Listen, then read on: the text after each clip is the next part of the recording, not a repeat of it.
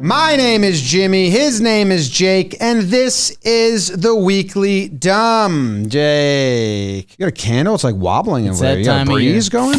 That's cool. So how are you? I'm good. I mean, Jiminy Christmas at this point. Ooh. How you doing? I'm sorry. How are you? I'm doing great.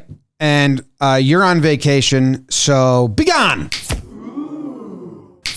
I'm going to do like a little kid hiding. Baseball is about to happen, everybody. I think Stove has been rather cold. We've sent BBD and Jolly Olive from our crew to winter meetings to warm it up. I think we're going to get a ton of action. I think Ohtani's going to sign with the Dodgers.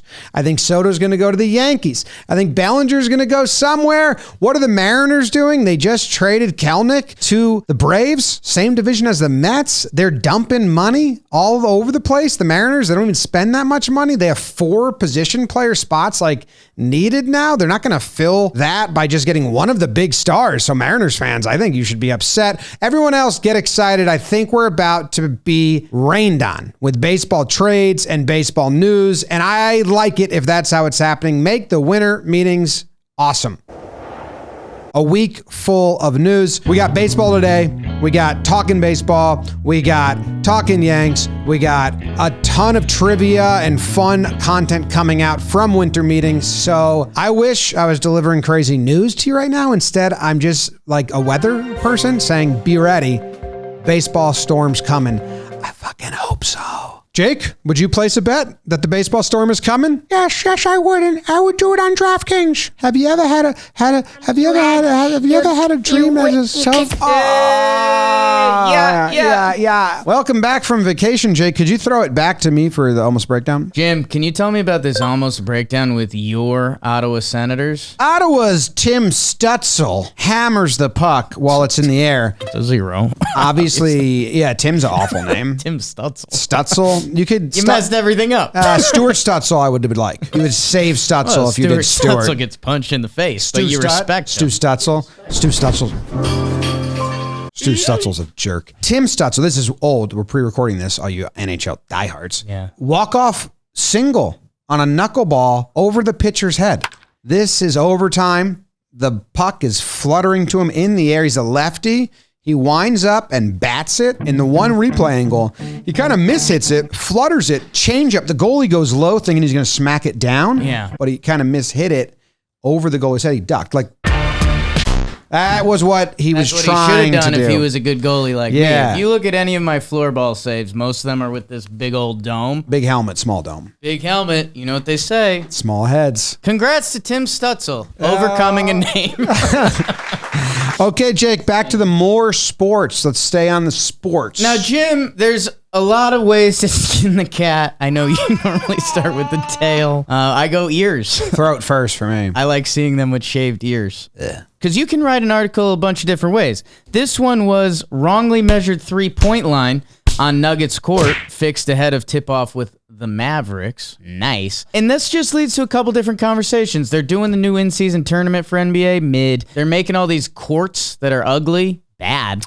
But if we're going to mess around, let's do some funky 3-point lines. Treat it like MLB outfield fences. I agree with what you're saying. Some people are going to hate that because in popular American sports, just basketball and football, everything's the same. But if you go soccer, pitches are different sizes. Even hockey of the Olympic versus the NHL. It would be interesting if courts were given like a wiggle room of a 3-point line. Yeah. Use it for like, say like a 5-year span. Oh, like I think outfield fences should have some, like you can't, every year you can't make a change. There should be like this change and then 5 years. I do think baseball has that wrong because we have teams like just literally altering it to that year's team.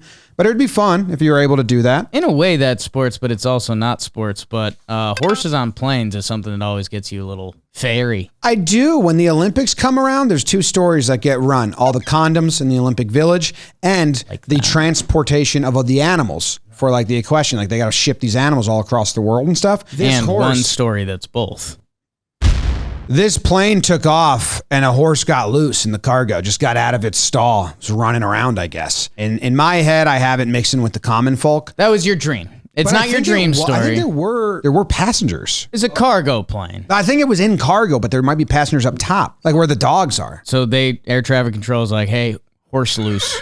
What are we thinking, fellas? We cannot get the horse back secure. And they're like, hey, bring it back. And for some reason, to return, they had to dump a bunch of fuel. So in the story, they casually mentioned like they dumped gallons of fuel. Dumped tons of fuel. Outside of Cape Cod and then flew back with the loose horse. And it's like, everything's bad in this story. If you're putting a horse in the cargo, get someone that can wrangle a horse on the flight? You'd like to think there'd be one Do you person. think if this was a passenger plane, you think they went up there and they were like, we have an equestrian here? Ooh, are there any horse doctors on this flight? All right, guess we're turning around.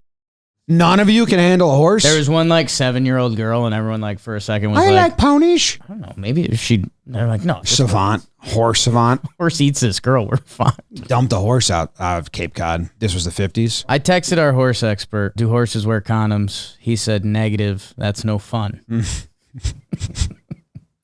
It's the employee of the week. It's the employee of the week. It's the employee of the week. This episode's filmed like 3 weeks in advance. So just like last week, we're going to put the pressure on someone even more. You want to put the pressure on Jolly? He's going to winter meetings for the first time. His first winter meetings. Yeah. And he never knows what he's doing with his hair and stuff. So he's going to be really under the gun. Okay, Jolly. Jolly. I hope you're the employee of the week. But you see his chest hair? No, is it nice?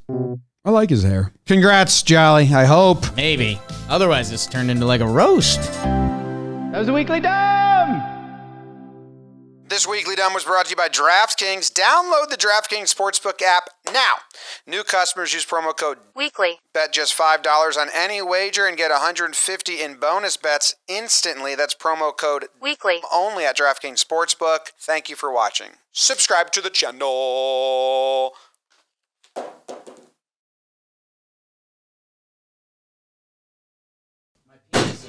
Jeez, you're so whacked. I don't know if they have animal condoms. I would guess they do. Well, they jerk the horses off into that boot. Do more of your ball tricks. That's what we'll send them out with. I like that. Going blind with it is pretty good. The ball trick.